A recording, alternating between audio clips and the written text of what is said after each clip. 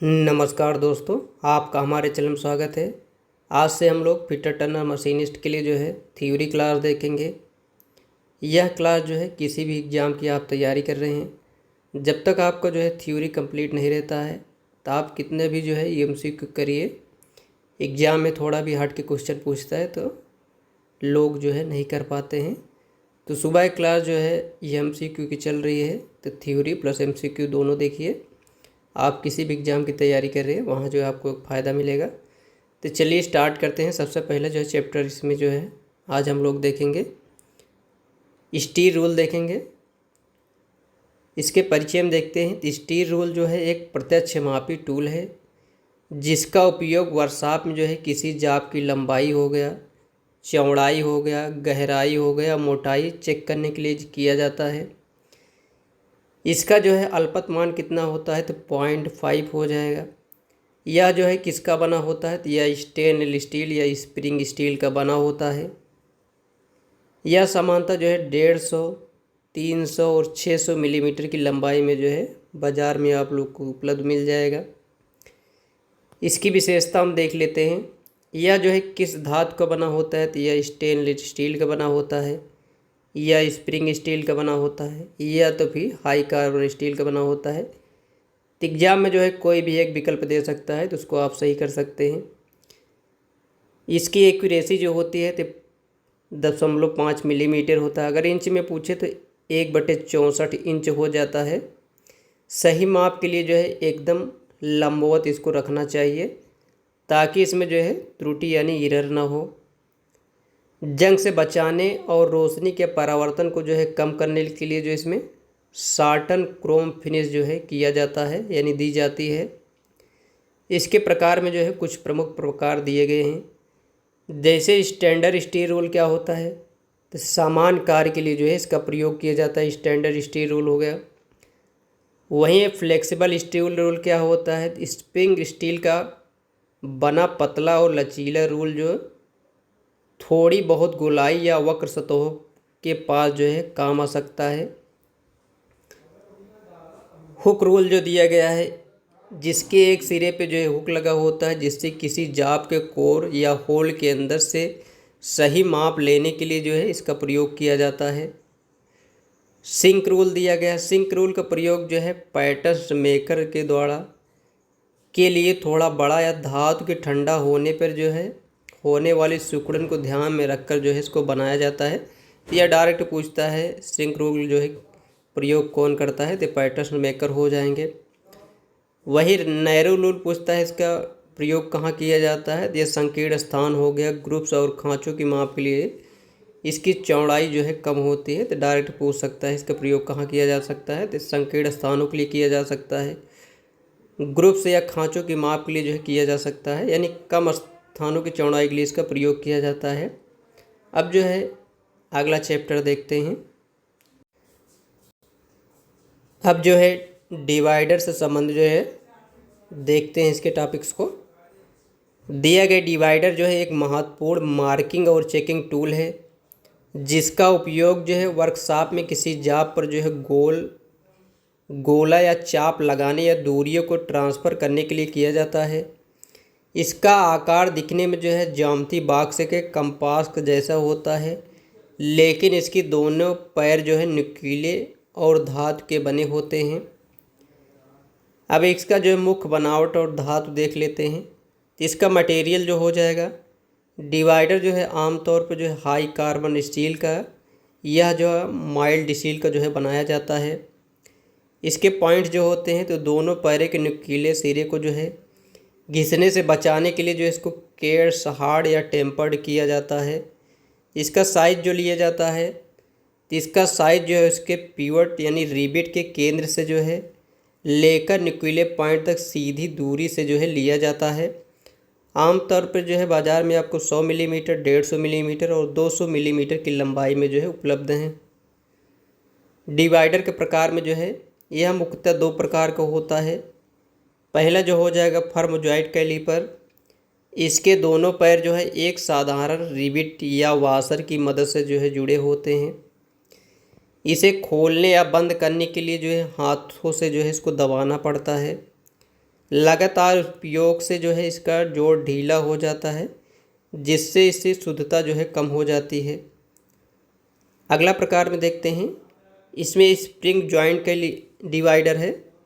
इसके दोनों पैर ऊपर एक लचीले स्प्रिंग या और पिवट द्वारा जुड़े हुए होते हैं। इन्हें खोलने और बंद करने के लिए जो है एक जो है नट और स्क्रू की व्यवस्था की जाती है। इसका उपयोग जो है करना आसान होता है। इसके द्वारा ली गई माप जो है बहुत सटीक यानी एक्यूरेट होती है, क्योंकि यह जो है लॉक रहता है, इसके कारण जो है इसकी एक्यूरेसी माप लिया जाता है। इसका जो है उपयोग क्या है, जिसमें जो है वृत्त और चाप लगाना, धातु की सतह पर जो है सटीक गोला यानी सर्कल या चाप खींचने के लिए जो इसका प्रयोग किया जाता है डिवाइडर का। तो डायरेक्ट क्वेश्चन पूछता है वृत्त और चाप लगाने के लिए किसका प्रयोग किया जाता है, तो डिवाइडर हो जाएगा। दूरियों को ट्रांसफ़र करना, स्टील रूल से माप लेकर उसके जाप पर जो है इसको ट्रांसफ़र किया जाता है। रेखाओं का विभाजन, किसी सीधी या वक्र रेखा को बराबर भागों में बांटना जो है इसका उपयोग है। लेआउट जो है चेक करना, किसी पंच किए गए बिंदु से दूरी को जो है बार बार जांचने के लिए जो है डिवाइडर का प्रयोग किया जाता है।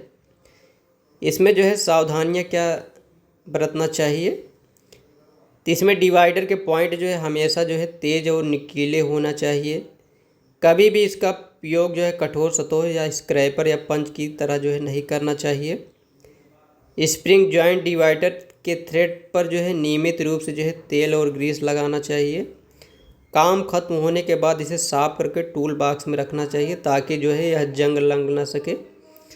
अगला टॉपिक देखते हैं। अब जो है कैलीपर के विषय में देखते हैं, इसके परिचय में देखते हैं। कैलीपर जो है एक अत्यंत महत्वपूर्ण अप्रत्यक्ष मापी या प्रत्यक्ष मापी में जैसे वर्नियर कैलीपर है औजार है, जिसका उपयोग जो है वर्कशॉप में किसी जाप की बाहरी, भीतरी मोटाई और व्यास या चौड़ाई मापने के लिए जो है कैलीपर्स का प्रयोग किया जाता है। साधारण कैलीपर पूछे तो यह अप्रत्यक्ष मापी औजार है। साधारण कैलीपर जो है यह जो है अप्रत्यक्ष मापी टूल होते हैं। इसे माप लेने के बाद उसे पढ़ने के लिए जो है स्टील रूल की आवश्यकता होती है। बनावट के आधार पर यह मुख्यतः जो है दो प्रकार के होता है। पहला जो हो जाएगा आउटसाइड कैलीपर, दूसरा जो हो जाएगा इनसाइड कैलीपर। आउटसाइड कैलीपर के जो है इसके पैर अंदर की तरफ मुड़े होते हैं। इसका उपयोग किसी जाप की जो है बाहरी लंबाई हो गया, चौड़ाई हो गया, मोटाई हो गया, या किसी बेलनाकार जाप का बाहरी व्यास मापने के लिए जो है किया जाता है।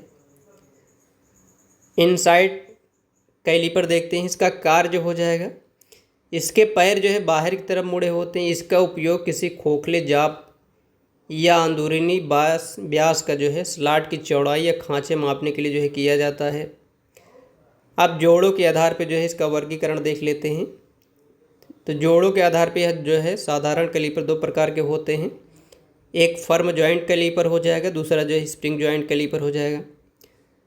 फर्म जॉइंट कैलीपर जो है इसमें दोनों पैर साधारण रिवेट से जुड़े हुए होते हैं। इसे हाथ से जो है दबाकर सेट किया जाता है। स्प्रिंग जॉइंट कैलीपर, इसके दोनों पैर जो है एक रिंग स्प्रिंग और पिवट से जो है जुड़े होते हैं। इन्हें जो है नट और स्क्रू की सहायता से जो है बहुत सूक्ष्मता से जो है एडजस्ट किया जाता है। अब जो है वर्नियर कैलीपर जो है के विषय में देखते हैं। वर्नियर कैलीपर जो है प्रत्यक्ष मापी यंत्र होता है। वर्नियर कैलीपर जो है प्रत्यक्ष मापी यानी सूक्ष्म मापी यंत्र है। इससे माप लेने के लिए जो है स्टील रूल की जो है ज़रूरत नहीं होती है, क्योंकि जो है इसके ऊपर खुद की माप प्रणाली जो है बनी होती है यानी स्केल होता है। अब इसके मुख्य भाग जो होते हैं, तो इसमें मुख्य स्केल जो होता है यह कैलीपर के बीम पर जो है बना होता है, जिस पर मिलीमीटर और इंच के निशान होते हैं। तो डायरेक्ट क्वेश्चन पूछता है मुख्य स्केल किस पे बना होता है, तो यह बीम पे बना होता है। अब पूछ सकता है बीम पे जो है किस प्रकार के निशान होते हैं, तो ये मिलीमीटर और इंच में होता है। वर्नियर स्केल जो होता है, वर्नियर स्केल जो है यह मुख्य स्केल के ऊपर आगे पीछे खिसकने वाला जो है मूवेबल स्केल होता है। बाहरी जबड़े जो होते हैं किसी जाप की बाहरी मोटाई या व्यास मापने के लिए जो है इसका प्रयोग किया जाता है। जबकि जो आंतरिक जो जबड़ा होता है किसी पाइप या छेद का अंदरूनी व्यास मापने के लिए जो है इसका प्रयोग किया जाता है। डेप्थ बार जो होता है किसी स्लॉट की या छेद की गहराई मापने के लिए जो है इसका प्रयोग किया जाता है। लॉकिंग स्क्रू जो हो जाएगा माप लेने के बाद जो है रीडिंग को जो है एक जगह स्थिर करने के लिए जो है इसका प्रयोग किया जाता है। और इसका जो लीस्ट काउंट मीट्रिक में जो होता है आमतौर पर जो है वर्नियर कैलीपर का जो है अल्पत मान जो हो जाएगा 0.02 मिलीमीटर हो जाएगा। ते थे जो है आज के जो है कुछ महत्वपूर्ण टॉपिक्स। अगर आपको वीडियो पसंद आया हो तो लाइक करिए, चैनल सब्सक्राइब करिए और कमेंट करके बता सकते हैं कि वीडियो आपको कैसा लगा है। और आप लोग चाहते हैं कि आगे भी इसी तरीके की जो है सीरीज़ चलाई जाए तो कमेंट करके ज़रूर बताइए। चलिए मिलते हैं नेक्स्ट वीडियो में, तब तक के लिए जय हिंद जय भारत।